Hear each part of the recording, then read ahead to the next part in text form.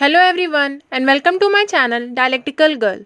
आज की इस वीडियो में हम बात करने वाले हैं प्रोबेशन ऑफ ऑफेंडर्स एक्ट 1958 के एक बहुत ही इंपॉर्टेंट टॉपिक के बारे में, प्रोबेशन। ये टॉपिक आपके क्रिमिनोलॉजी सब्जेक्ट के एग्ज़ाम में मोस्टली हर बार पूछा जाता है। तो आज की वीडियो में बेसिकली हम जानेंगे कि प्रोबेशन क्या है, इसका मीनिंग क्या है, डेफिनेशन क्या है, एसेंशियल क्या है प्रोबेशंस के, प्रोबेशन का ऑब्जेक्ट क्या है, इसके एडवांटेजेस और डिसएडवांटेजेस क्या क्या हैं। मैंने और भी कई सारे इंपॉर्टेंट टॉपिक्स पर वीडियो बनाई हैं। अगर आपने मेरी प्रीवियस वीडियोस नहीं देखी हैं तो वो आप मेरे चैनल को विजिट करके देख सकते हैं या मेरी प्लेलिस्ट में जाकर देख सकते हैं। और अगर आपको मेरी वीडियोस पसंद आती हैं तो please do like my videos, comment down and share my videos with your friends. And yes, do subscribe to dialectical girl for more such educational content. तो चलिए बिना किसी देरी के ये वीडियो स्टार्ट करते हैं। तो सबसे पहले हम बात करते हैं कि प्रोबेशन का मीनिंग क्या है। प्रोबेशन लैटिन टर्म प्रोबेट से डिराइव किया गया है, जिसका मतलब होता है टू टेस्ट और टू प्रूव, यानी किसी चीज़ को टेस्ट करना या किसी चीज़ को प्रूव करना। ये तो प्रोबेशन का जनरल मीनिंग हो गया, लेकिन प्रोबेशन ऑफ ऑफेंडर्स एक्ट के अंदर इसका क्या मीनिंग होता है ये हम उसी एक्ट के सेक्शन 4 के थ्रू समझेंगे।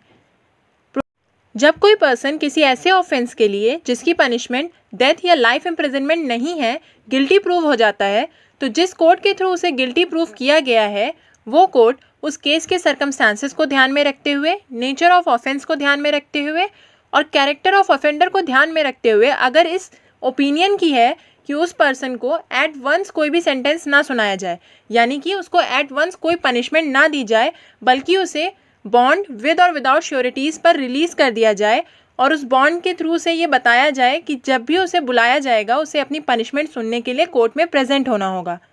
लेकिन जो ये टाइम है जिसके लिए हम उसे रिलीज़ करते हैं वो टाइम लिमिट है, वो टाइम 3 ईयर्स से ज़्यादा नहीं होना चाहिए। It should not exceed 3 years. और साथ ही साथ उसे ये भी कहा जाता है कि जितने भी टाइम वो रिलीज़ पर है उसे गुड बिहेवियर और पीस मेंटेन करके रखना है। ये तो काफ़ी टिपिकल डेफिनेशन हो गई। अब हम इसको आसान शब्दों में समझते हैं। मान लीजिए कोई पर्सन है, उसने कोई ऑफेंस कमिट किया जिसकी पनिशमेंट डेथ या लाइफ इम्प्रिजनमेंट नहीं है और कोर्ट में उसके ऊपर केस चला और वो गिल्टी प्रूव हो गया।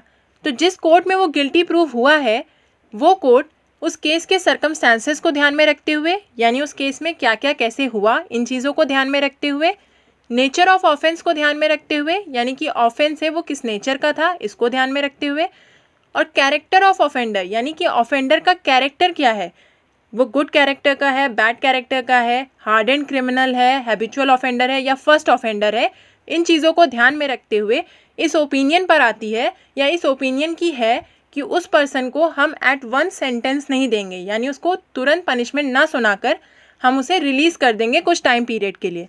लेकिन वो टाइम पीरियड कितना होना चाहिए, वो टाइम पीरियड 3 ईयर्स से ज़्यादा नहीं होना चाहिए।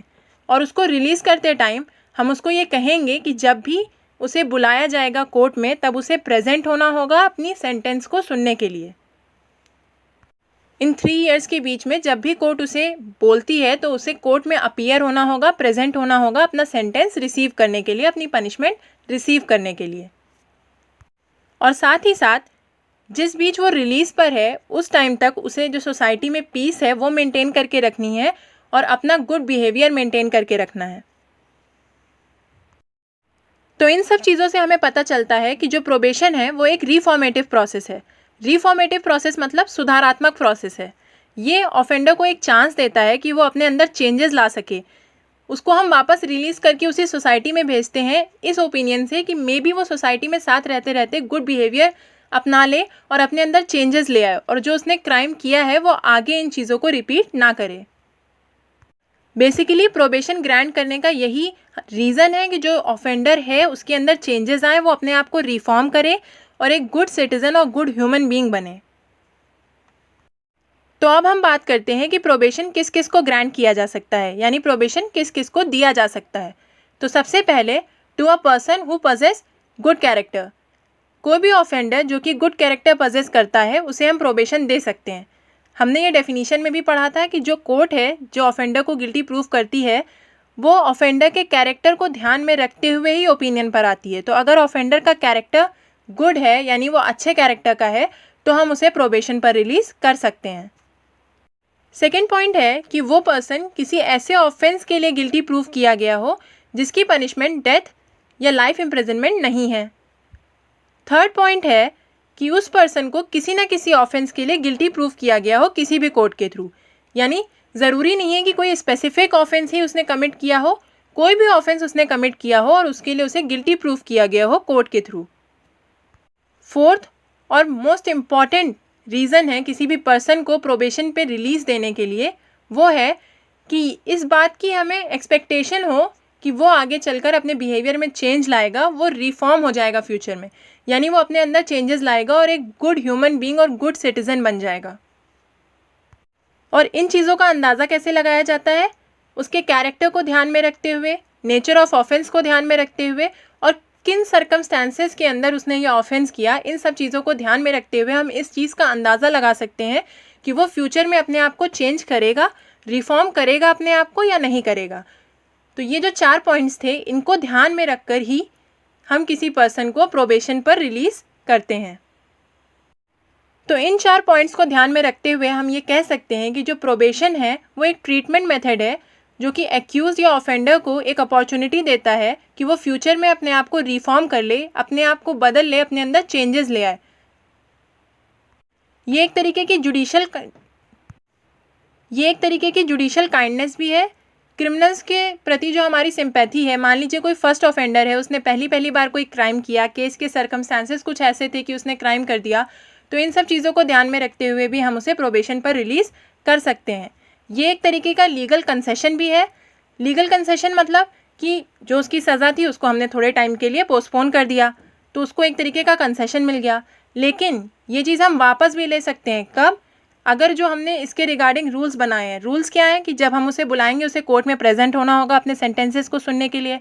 जितने टाइम पर वो रिलीज़ पर है उतने टाइम उसे गुड बिहेवियर और पीस मेंटेन करनी होगी सोसाइटी में। अगर वो इन सब चीज़ों को वॉयलेट करता है और भी बाकी जो रूल्स कोर्ट के थ्रू इशू किए जाते हैं उनको वॉयलेट करता है, तो हम जो उसका प्रोबेशन पर रिलीज़ है वो उसको हम विथड्रॉन कर लेंगे। अब हम बात करते हैं एसेंशियल्स ऑफ प्रोबेशन के बारे में। प्रोबेशन के क्या क्या एसेंशियल्स हैं, ऐसे क्या क्या ग्राउंड्स और रीजंस हैं जो हमें माइंड में रखने हैं किसी भी पर्सन को प्रोबेशन पर रिलीज़ करते टाइम। तो सबसे पहला ग्राउंड है कि प्रोबेशन स्पेसिफिक पीरियड के लिए ही ग्रांट किया जाता है। दूसरा ग्राउंड है कि प्रोबेशन का बेनिफिट सिर्फ उन्हीं ऑफेंडर्स को दिया जाता है जिन्होंने कोई ऐसा क्राइम कमिट किया हो जिसकी पनिशमेंट डेथ या लाइफ इम्प्रिजनमेंट नहीं है। ये तो हम पहले भी डिस्कस कर चुके हैं। तीसरा पॉइंट बहुत ही ज़्यादा इम्पॉर्टेंट है, इसे आप लोग ध्यान से सुनिएगा और नोट करिएगा। तीसरा पॉइंट ये कहता है कि प्रोबेशन उन ऑफेंडर्स को ग्रांट किया जाता है जिनकी एज 21 ईयर्स से कम होती है और जिन्होंने ऐसा ऑफेंस कमिट किया होता है जिसकी पनिशमेंट 6 मंथ होती है। फिर से रिपीट करते हैं। तीसरा पॉइंट क्या कहता है कि उन ऑफेंडर्स को प्रोबेशन ग्रांट किया जाएगा जिनकी एज 21 ईयर्स से कम है और जिनकी पनिशमेंट 6 मंथ्स तक की है, उन्हीं को हम प्रोबेशन पर रिलीज़ कर सकते हैं। फोर्थ पॉइंट कहता है कि जो भी पर्सन प्रोबेशन पर रिलीज़ किया गया है उसको प्रोबेशनर ऑफिसर के कंट्रोल और सुपरविजन के अंदर ही रहना होगा। फिफ्थ पॉइंट भी बहुत इंपॉर्टेंट है, ये भी डेफिनेशन में डिस्कस हुआ था कि जो भी ऑफेंडर है उसको प्रोबेशन पर तभी रिलीज़ दी जाएगी जब वो बॉन्ड एग्जीक्यूट करेगा विद और विदाउट श्योरिटीज़। 6 पॉइंट भी हमने लगभग डेफिनेशन में ही पढ़ लिया था। तो 6 पॉइंट क्या कहता है कि जो प्रोबेशन का बेनिफिट है वो उसी ऑफेंडर को दिया जाएगा जो कि गुड कैरेक्टर पजेस करता हो और वो इस चीज़ की एश्योरेंस देता हो कि फ्यूचर में भी वो गुड कंडक्ट ही करेगा और अपने आप में चेंजेस लाने की कोशिश करेगा, खुद को रिफॉर्म करने की कोशिश करेगा। 7 पॉइंट क्या कहता है कि जो प्रोबेशनर है यानी जो पर्सन रिलीज़ पर है वो जो अपना प्लेस ऑफ रेजिडेंस है यानी कि जहाँ वो रह रहा है उसे चेंज नहीं कर सकता without prior permission of the probationary officer. उसे अपने जो प्लेस ऑफ रेजिडेंस है उसको चेंज करने से पहले प्रोबेशनरी ऑफिसर की परमिशन लेनी होगी। और 8 पॉइंट कहता है कि जो ऑफेंडर है उसे प्रोबेशनरी ऑफिसर के रेगुलर कांटेक्ट में रहना होगा। तो ये सारे पॉइंट्स थे एसेंशियल्स ऑफ प्रोबेशन। इन सब को ध्यान में रखकर ही हम किसी को प्रोबेशन पर रिलीज़ कर सकते हैं। ये सारे पॉइंट्स प्रेजेंट होने चाहिए किसी भी पर्सन को प्रोबेशन पर रिलीज़ करने के लिए। अब हम बात करते हैं ऑब्जेक्ट ऑफ प्रोबेशन के बारे में कि प्रोबेशन का ऑब्जेक्ट क्या है। तो प्रोबेशन का एक बेसिक सा ऑब्जेक्ट है कि जो भी ऑफेंडर है उसको हमें रिफॉर्म करना है, उसके अंदर हमें चेंजेस लाने हैं और इसे एक गुड सिटीज़न बनाना है। तो वो हम उसे प्रोबेशन पर रिलीज़ करके ये अपॉर्चुनिटी देते हैं कि वो अपने अंदर चेंजेस ला सके, अपने आप को रिफॉर्म कर सके। अगर हम उसे जेल भेज देंगे तो ये सारे चेंजेस आना तो मुमकिन ही नहीं है। हम उसे प्रोबेशन पर रिलीज़ करते हैं ताकि वो सोसाइटी में वापस से जाकर रहे और अपने अंदर चेंजेस लाने की कोशिश करे और जो क्राइम उसने कमिट किया है या जो ऑफेंस उसने किया है वो फ्यूचर में ऐसी चीज़ें ना करे।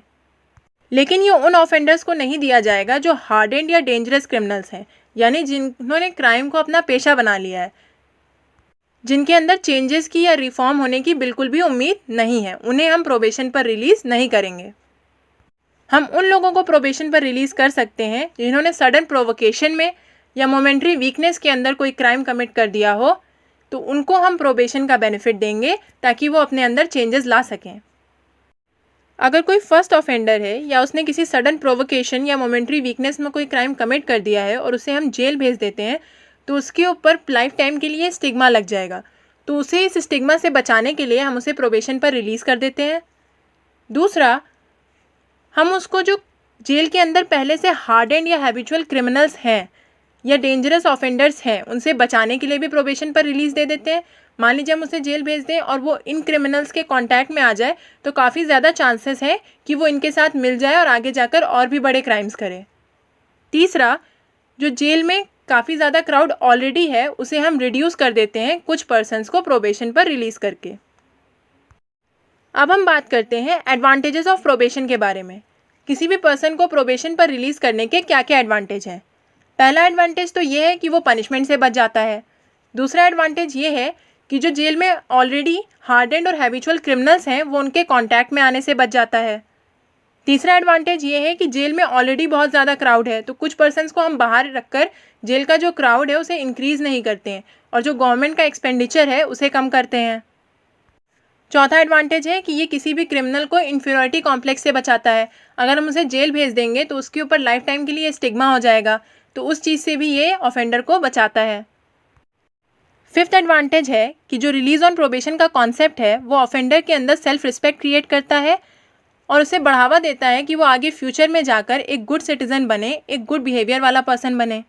सिक्स्थ एडवांटेज है कि अगर किसी पर्सन को हम जेल सेंड कर देते हैं तो सोसाइटी उसे हेट्रेड की नज़रों से देखती है, उसके ऊपर एक लाइफ टाइम के लिए एक स्टिग्मा लग जाता है, तो प्रोबेशन उसे इन चीज़ों से भी बचाता है। सेवेंथ पॉइंट है कि जो ऑफेंडर है उसे उसकी फैमिली से सेपरेट नहीं किया जाता। वो जब प्रोबेशन पर होता है तो वो अपनी फैमिली के साथ रह सकता है। नाइन्थ एडवांटेज है कि जो न्यू ऑफेंडर्स या सेंटिमेंटल ऑफेंडर्स होते हैं, यानी कि सडन प्रोवोकेशन में अगर किसी ने कोई ऑफेंस कर दिया या कोई फर्स्ट ऑफेंडर है तो उसको हम प्रोबेशन के थ्रू एक चांस देते हैं कि वो अपने अंदर चेंजेस ला सके, वो रिफॉर्म हो सके। और टेंथ एडवांटेज है कि प्रोबेशन के टाइम पर जो ऑफेंडर है वो सेल्फ डिपेंडेंट रह सकता है, वो कोई एक अप्रोप्रिएट जॉब कर सकता है, लेकिन उस जॉब के लिए भी उसे प्रोबेशनरी ऑफिसर की परमिशन लेनी होगी। अब हम बात करते हैं डिसएडवांटेजेस ऑफ प्रोबेशन क्या क्या हैं। तो पहला डिसएडवांटेज तो ये है कि जो हार्डेंड और हैबिचुअल ऑफेंडर्स हैं या क्रिमिनल्स हैं उनके अंदर इस बात को लेकर गुस्सा होता है कि अगर कोई और ऑफेंस कर रहा है तो उसे तो हम प्रोबेशन पर रिलीज़ दिए दे रहे हैं, लेकिन अगर ये लोग कोई ऑफेंस करते हैं तो इन्हें रिलीज़ नहीं मिलती है। दूसरा डिसएडवांटेज ये है कि जो सिलेक्शन प्रोसेस है, किसी भी ऑफेंडर को सेलेक्ट करना प्रोबेशन के लिए, उसका जो ड्यू प्रोसेस है वो प्रॉपरली नहीं किया जाता है, तो इससे जो प्रोबेशन का ऑब्जेक्ट है वो फुलफिल नहीं हो पाता है।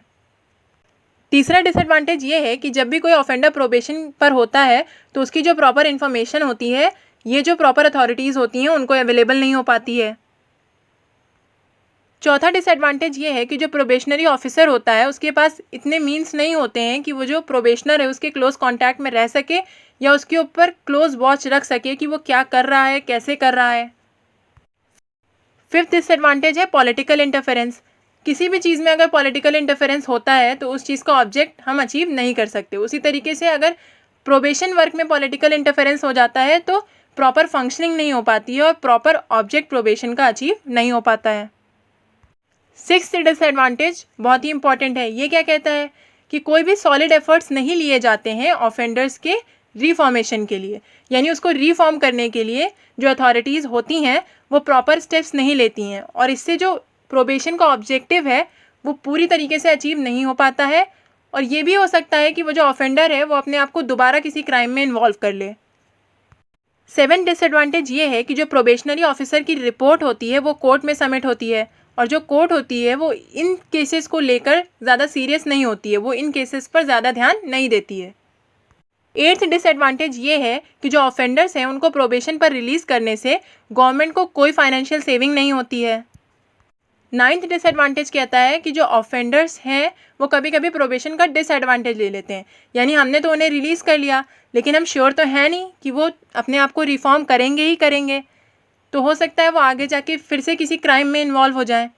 तो जो प्रोबेशन का जो मेन ऑब्जेक्ट है पर्सन के अंदर रिफॉर्मेशन लाना, वो चीज़ डेफिनेट नहीं है। आज की इस वीडियो में प्रोबेशन पढ़ते टाइम हमने कई बार प्रोबेशनरी ऑफिसर वर्ड यूज़ किया। तो प्रोबेशनरी ऑफिसर क्या होता है, इसकी क्या क्या ड्यूटीज़ और रिस्पॉन्सिबिलिटीज़ होती हैं, ये हम अपनी नेक्स्ट वीडियो में जानेंगे।